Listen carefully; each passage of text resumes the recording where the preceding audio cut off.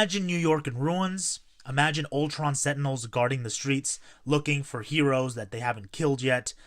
Imagine a world so bleak and apocalyptic that the world's greatest heroes had no choice but to flee, those that didn't die anyway. This is the Age of Ultron. And I'm not talking about the Avengers movie. I'm talking about this 10-issue series in where Ultron, the big bad evil robot, wins. This is a great story for so many different reasons. Besides the artwork itself and the apocalyptic tone that this whole story has throughout, it's just a good story in general. It has a couple of different things going on for it. First of all, two different parallel Earth dimensions kind of going at it, building kind of off of time, the whole Wolverine and Sue Storm kind of interaction that they have to kind of save the world. The idea of would you kill a man in order to save your own timeline, trope that they use, and just a lot of great scenes where our heroes, come face to face with the big bad that finally wins. I felt it was a refreshing story, and I think it's essential reading because it's one of those stories where, again, the heroes necessarily don't win, and everything that could go wrong does go wrong. So it's a very, very interesting story that utilizes a lot of action, so it feels like a big event, but more importantly, there's enough subtext within it that kind of asks you some of those moral, ethical questions of would you or wouldn't you. This is a great story. Before I'd actually read it, I never understood the appeal for the death of Superman. I just thought it was going to be another one of those stories. Cliched, oh, Superman's going, he's going to fight something, oh, he's going to die, oh no. But I actually read it recently, and it was actually a pretty good story. I don't typically enjoy some of the older artwork and lettering styles of, some of these older comic books. But with this one, I was engaged throughout. They had some really good ideas as far as Superman, figuring out who he is specifically, and the whole buildup of who Doomsday was, and especially kind of from scene to scene, him just destroying things.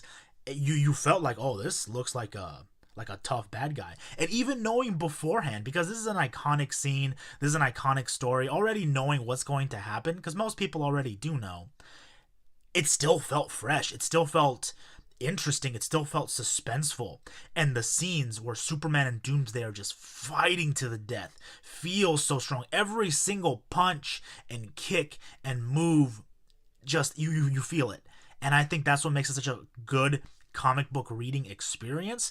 Not so much for the plot, but just going through the motions and understanding, wow, what happens when Superman meets somebody that maybe he can't stop? And what are the sacrifices you'd put into to make sure that your family wouldn't be killed by something that's unstoppable like Doomsday? Great read. Even knowing what's going to happen, this is one of those stories that manages to keep you engaged throughout. Wonderful. Here we go again with the New 52. And the New 52 gave us a really good Shazam origin story. Here you got the fantastic Billy Batson. You get a really interesting look into who he is as a character, and you kind of realize maybe this isn't a character that I so much like, but can learn to appreciate. And I think that's what really brings together this story, is with Shazam, you have a character that's very iconic, you have this building on the idea of magic and this magical Superman and how he comes about and saves the world. But what sets this apart is that it's a very human story.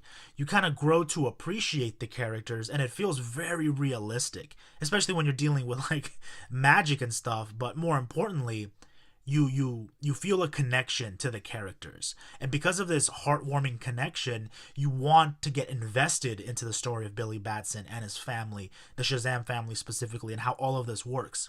It's funny, it's clever, it's interesting, and then the incorporation of Black Adam makes it feel like a big story within a small origin. This could be its own movie, and I think that if they ever did make a Shazam movie, I think this is kind of the way they should go, because it's a very fun and fulfilling read. Check it out. Want to get into an X-Men story that's more modern, but specifically focuses as an origin story at the same time, but don't have time to go back and read some of the old stuff? Well then, look no further, because I have X-Men Season 1. X-Men Season 1 is actually a really good showing of the heart and essence of what the X-Men are all about. It focuses on the Big Five, right? Angel, Iceman, Beast, Cyclops, Marvel Girl.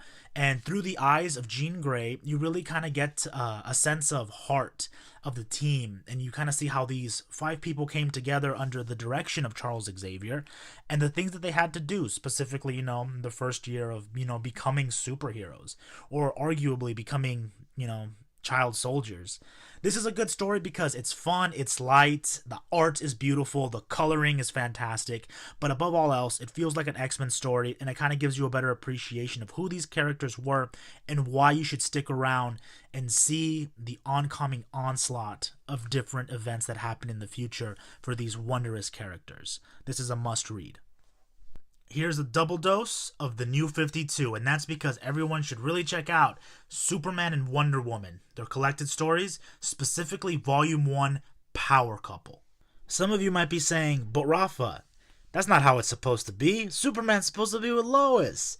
Well, like others, at first I didn't really buy into it. It was supposed to be Lois and Clark, not Diana and Clark. It felt strange, and for lack of a better term, felt alien. However, as soon as I picked up Charles Soule's Superman Wonder Woman power couple, I felt something new. I felt excitement. Here, brought before my very eyes, was a very real, very human relationship between 2 gods playing at heroes. The writing and the art paints a beautiful picture of these two, and I was sold. Specifically, what I love most is how strong and independent Wonder Woman is portrayed. She did what she wanted. She was confident. She was sexy. She was understanding. She put Clark in his place and held her own, protecting her partner as equals. It's a story of equality. She brought out the best in Clark, and he brought out the best in her. And this relationship is what really is the best part of this book. It's what it's all about. It's based on equality and understanding. It's visceral, it's real, it's fun. And on top of that, there are so many great scenes and throwbacks to past characters like Doomsday, like Zod. And as you're reading it, you get a better appreciation of Wonder Woman and Superman, and you can really see that when they're together, it's almost impossible to stop them. And that's great storytelling within itself.